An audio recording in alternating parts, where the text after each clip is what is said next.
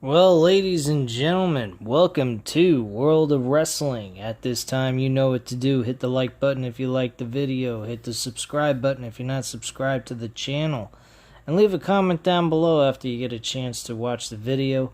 Any comments, opinions, or just anything you'd like to say about the show itself. Me being that show. And my commentary on AEW Dynamite. Which is what we're going to be discussing today. We're going to go ahead and get right into it for July 29th, 2020 review. So enjoy the intro music and kick back and relax. We're going to talk a little bit about AEW Dynamite right after this.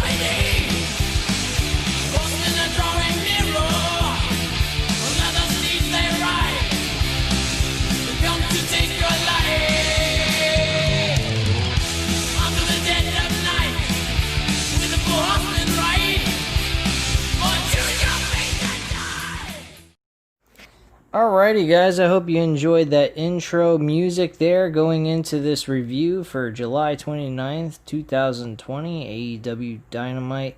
Folks, I gotta admit, this was a really fun show to watch, but last week's episode was actually better. I would have to say that, but this show was pretty damn good, no doubt about it. Don't know what NXT had to offer going into their episode, but I'm definitely going to check that out right after this review, so keep an eye out for NXT's review tomorrow.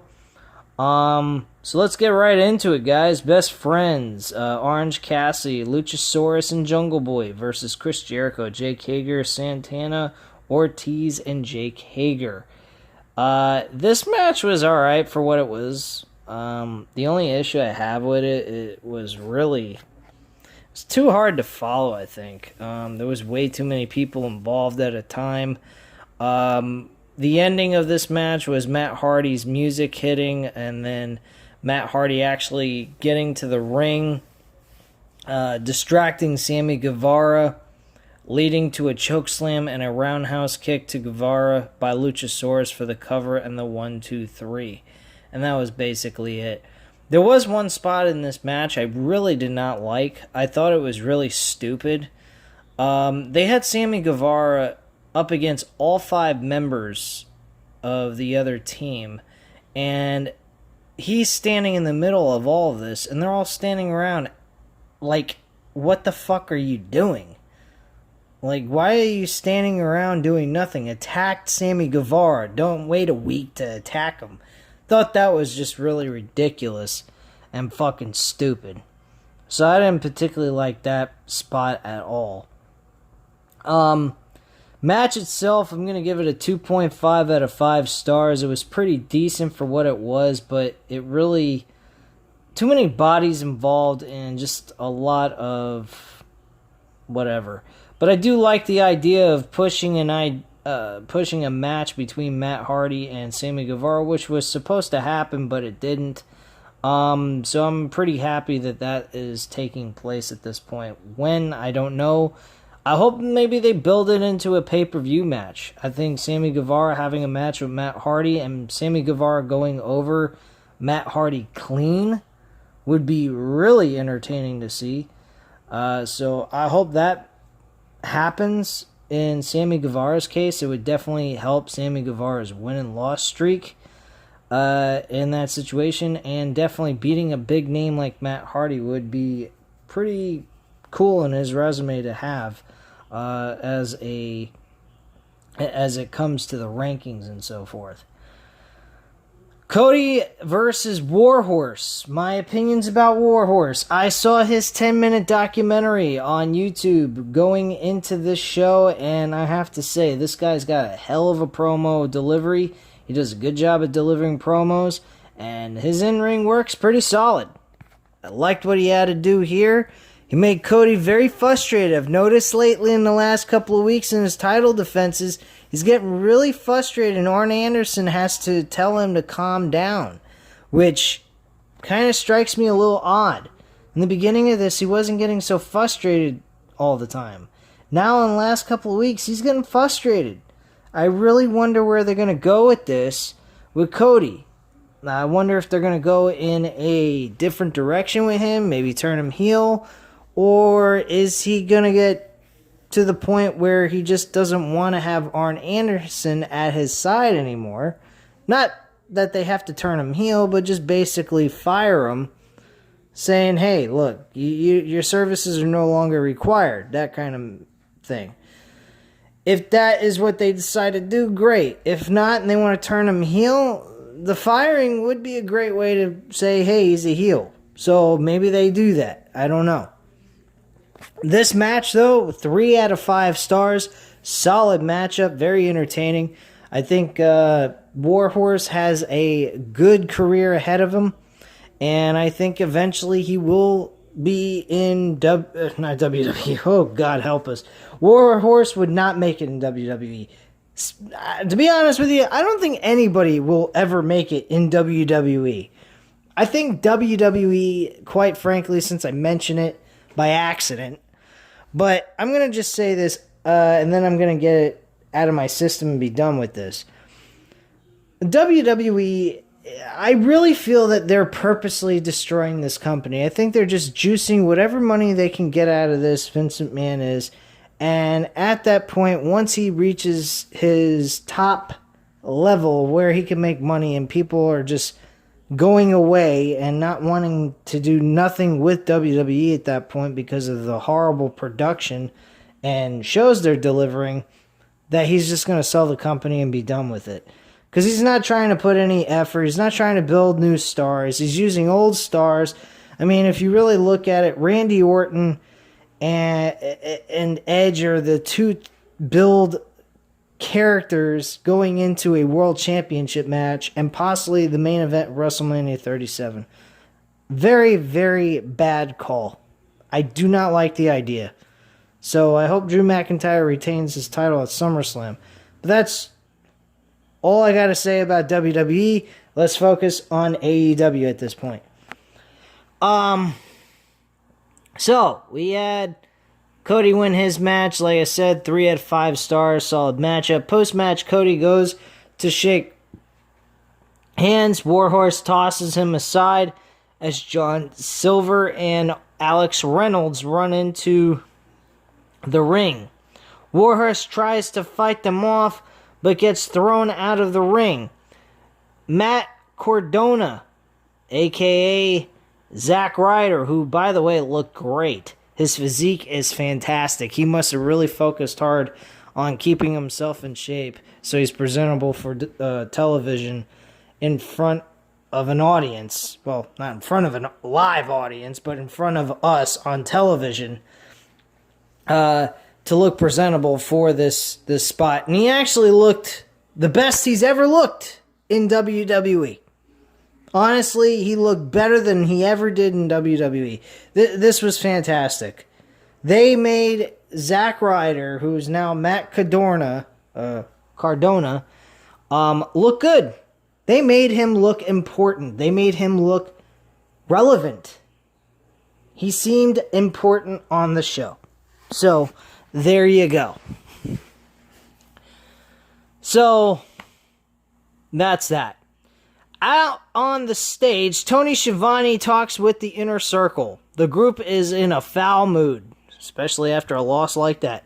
Chris Jericho says in 2 weeks there will be a rematch between him and Orange Cassidy.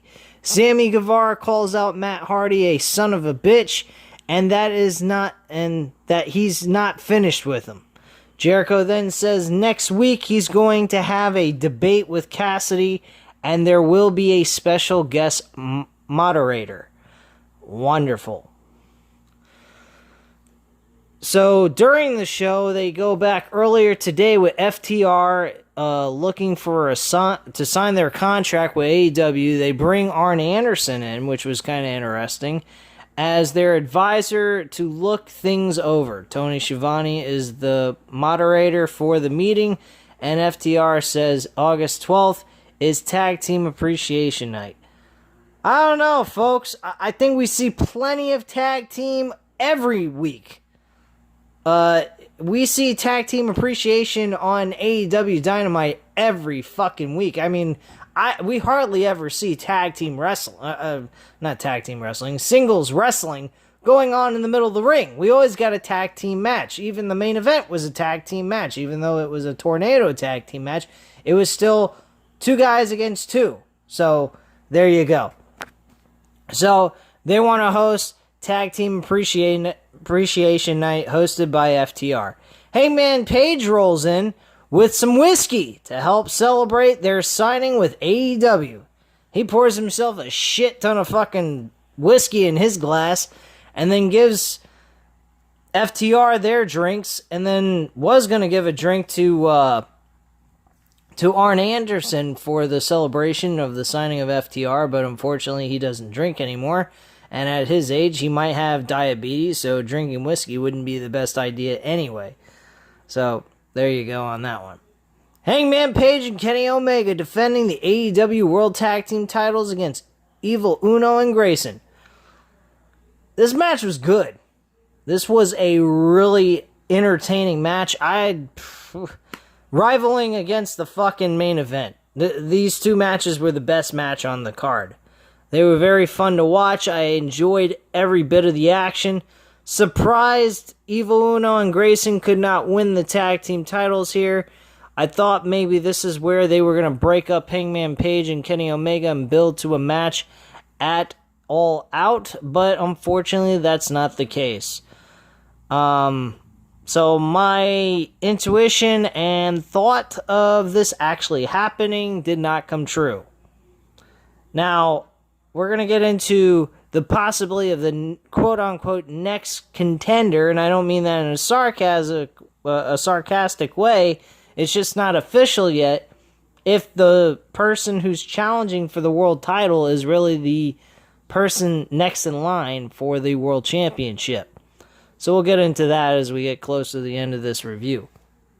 Post-match, Brody Lee asks Colt and Anna to head to the back.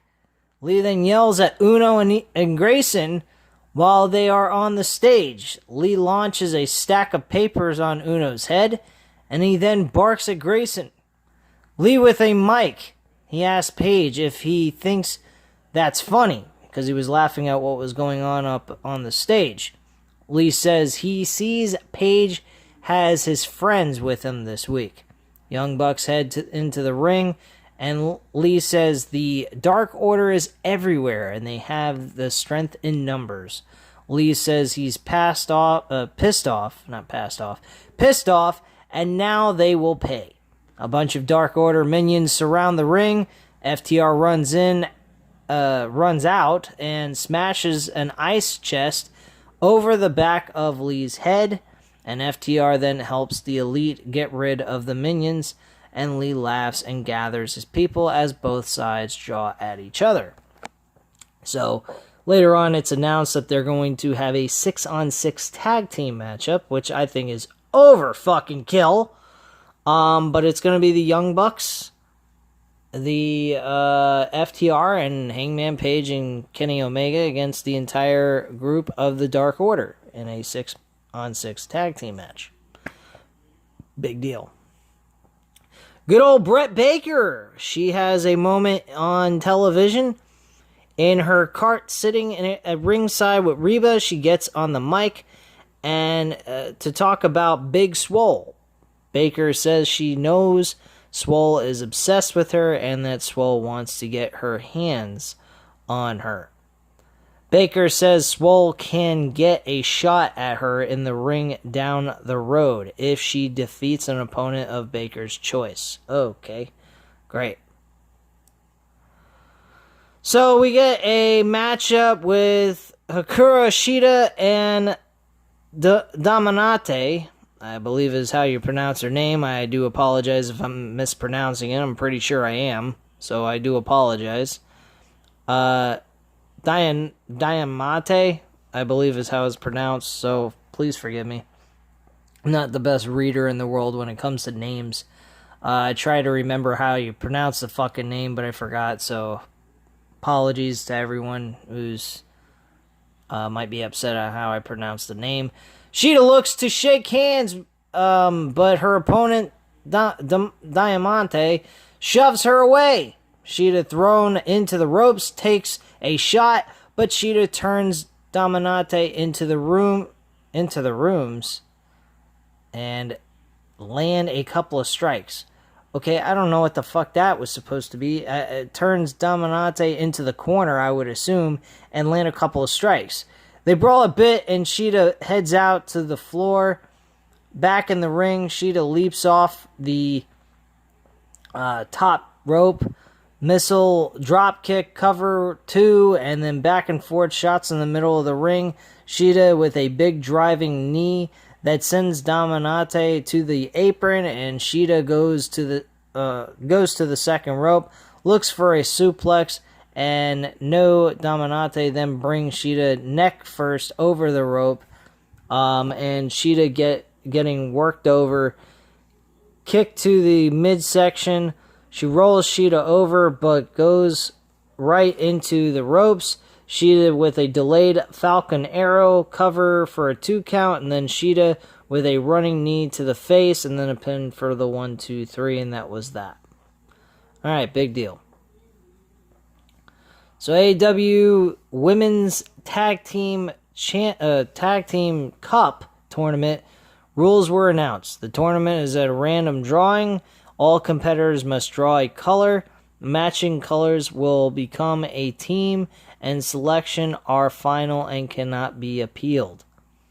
Backstage, we have Nyla Rose draw a purple color for the tournament, and it's a former WWE superstar, Carmen, which was part of the Pterodactyls. She was also with the person who's being claimed on Twitter and social media, Naomi, and she actually appears on television as the partner to Nyla Rose. Wow, that should be a really fucking pathetic tag team. Not to mention, this is actually very funny, they are putting the women's tag team tournament on Monday night at 7 o'clock. Now, I don't know if this is going to be a 2-hour show on YouTube or it's going to be a 1-hour show before Raw goes on the air. But I have to admit, I wouldn't be surprised that that AEW's tournament for these women tag team wrestling garners more fucking viewers live than what WWE Raw's episode does on the same night.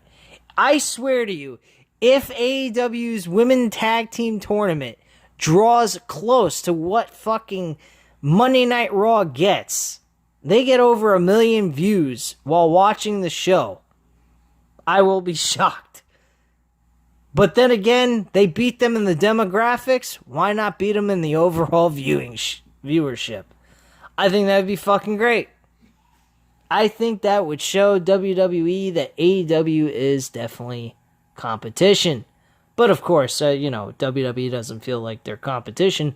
But yet, the full-fledged, like JD from New York 206 would put it, the AEW effect. Yes, the AEW effect is true. JD has proven it to me many times before, and my God, I think it will be proven on Monday night.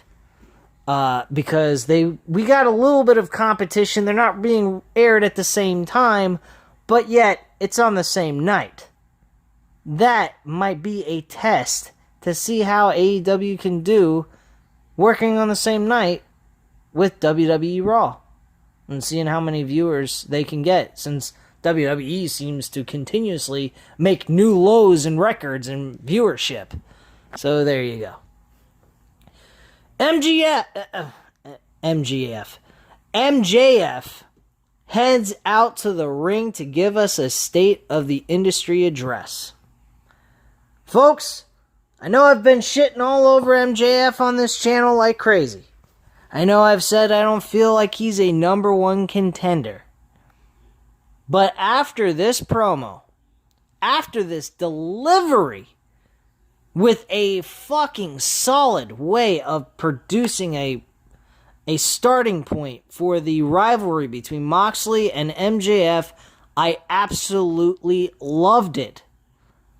There's no denying, I love MJF. I love what he does as a talker on the mic. He delivers one of the best promos in the business today. He is like a new version of The Rock. He is very, very entertaining. He plays a dick very well. I don't know if he's a prick in real life. Whether that's the case or not, oh well, if that is. If he is, oh fucking well, I don't give a shit. I will never meet him probably in this lifetime, so who cares? But he delivers a great heel promo. He reminded me of an upgraded version of JBL with a good ability to deliver a promo and made JBL look like shit. I think, honestly, if you really want to get away with it, you could probably use him in this kind of capacity under the JBL type of gimmick. I think he would pull it off famously and great. Have him doing what he just did tonight and I'll be happy with it. He plays a lead heel very well. I think him taking the title now at this point, I'm okay with it. I'm okay with it. I mean, I'd like to see Jon Moxley have almost a year-long reign or something, or at least lose it by November. That's when I was predicting him to lose the title. But hey, if he loses it all out, I'm alright with that too, I guess. With what they're doing, I'd be okay with it. This was a good delivery. Again, so let's go into some of the things he had to say. MJF says AEW has gone from revolution to dictatorship because a guy like Moxley can do whatever he wants and face whoever he wants. MJF admits Moxley is one of the best in the world, but says there has been a lot of negative side effects. Since Moxley has become champion, MJF says wrestling has gone downhill as wrestlers come out and flip-flop and fly until they die. Fans are now brainwashed that those things are what makes a good professional wrestler. MJF says he doesn't have to wrestle, though, because he's undefeated. MJF talks about ratings and says he actually draws better minute by minute than Dictator John, meaning Jon Moxley. MJF continues that Moxley doesn't want that out. Wait, let me repeat that back. MJF continues that Moxley doesn't want that out, though. He says the old guard is what has hurt societies in the past, and that's exactly what is happening with Moxley. MJF says he's the one who will be leading AEW for the next 25 years, and he bleeds black, white, and gold. Absolutely love that comment. He is the future of AEW for the next 25 years. He wants to be the backbone of AEW, the face of the company. I could see that. I've been saying it for months. I love the guy. I just think that the whole on and off kind of drew me for a loop. Now that they got this promo, I'm all for it. I also checked out the rankings. I was incorrect. MJF is ranked number 1 among everyone in the WWE. the fuck? AEW. He's been ranked number 1 among everyone in the world title picture. So at this point, with that delivery of a promo and what they had in the rankings, I'm all for it. I think maybe him getting a couple of big wins here in the next couple of weeks would really add some momentum to it. And I really appreciate them doing that, because I think it would do him some good going into a world title match. But hey, what are you going to do? It is what it is, and what they're going to do is what they're going to do. So, there you go. But I did like this promo, and the last part is MJF says, AEW needs to transform itself into the pinnacle of professional wrestling instead of trying to change the business, being an alternative. They need to be the pinnacle of professional wrestling, being the top dog of all professional wrestling. I totally agree. Absolutely love it. And then MJF then challenges Moxley to a title match and says he'll see him at All Out. Perfect. Absolutely loved it. So I'm all for that. I think it's a good push to this main event match for All Out. I don't know if I'm going to buy the pay-per-view or not. I think I might skip it and watch it, not live, but the next day with the ability to watch it afterwards and then review it on Sunday. I'm not sure yet, but I'll let you guys know. We got a couple of weeks before then, so I might be able to save a couple of bucks for this so that I can pay for it and still have some extra cash in my checking account. Anyway, so basically next week's episode, they go into that. They have Chris Jericho to do the debate with Orange Cassidy with a special guest a moderator, and then Cody and Matt Cardona versus John Silver and Alex Reynolds in a tag team matchup. And then MJF update on him, and then the 12-man tag team match, which I already mentioned. The last thing on the card. Oh yeah, I forgot to mention something else. I keep forgetting about these 1 out of 5 stars or whatever. The Hikaru Shida, the women's match, I'm going to give that a 2 out of 5 stars. It was okay, but it wasn't that great. It was very short. And then Jon Moxley and Darby Allin versus Brian Cage and Ricky Starks. Oh yeah, I forgot to even mention about the tag team title match. That, I'm going to give that a 4 out of 5 stars. Yeah, 4 out of 5 stars, I'm going to give that one. And then the main event with the Tornado tag team match. Again, this is a 4 out of 5 stars as well. Darby Allin gets the win here. Not Jon Moxley. And Brian Cage didn't eat the loss either. It was Ricky Starks this time. So that's a good thing. I'm glad they didn't have Darby Allin. I'm glad Brian Cage didn't have to eat another loss after he already lost for the World Heavyweight Championship. He doesn't need to eat another loss. The machine is not really working out the way they're putting him. It's kind of like WWE type shit. They're making him lose. He wasn't the loser in this match, but he was part of the losing team. So I'm a little concerned about that, but it was announced right after the match was over.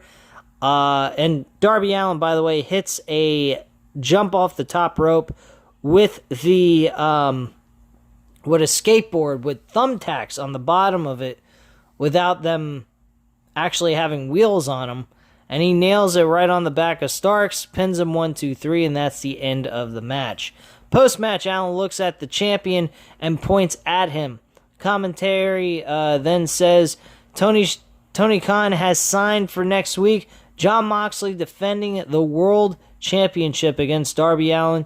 The two will face off in the middle of the ring as the show comes to an end. Now, here's what I would do. About this Darby Allin versus Jon Moxley match. It's real simple. You have MJF interfere in the match. You have him get in the middle of the match, beat the shit out of Darby Allin, get in the ring, and look at Jon Moxley and say, look, I'm the man you're facing, not Darby Allin. Darby Allin's number 5. I'm number 1, motherfucker. That kind of thing. And just say, like, bottom line, you're looking at the next world heavyweight champion. And really push it on them, and then they brawl, and that's how they close out the show. That's how I would do it. I would definitely close out the show with Darby Allin, with MJF brawling with Jon Moxley. I think that would be great. Now, they probably are going to go with a clean finish, and that's fine too, but I would bring MJF out to the ring and actually cut a promo with Jon Moxley with the MJF update as the final segment to the show. And have Darby Allin and Jon Moxley start at like 9:30, finish at like 9:50, and then give like 10 minutes or so to MJF promoting the match between him and Jon Moxley for the world title at All Out. That's what I would do. But overall, this show is pretty nice. I enjoyed it for what it was. It was fun. It did have some storyline progression. I'm not really liking this whole tag team wrestling all the time. It's getting a little bit overkill. Then them announcing a fucking tag team appreciation night seems a little retarded, with it being that they already have tag team wrestling every fucking week. So I don't know how they're not appreciating tag team wrestling, but whatever.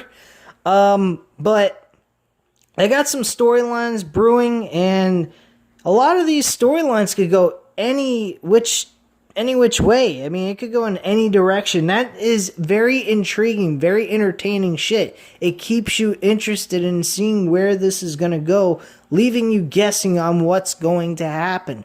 But the key point of what they do and what they focus on is wrestling. That is what builds the storylines, folks.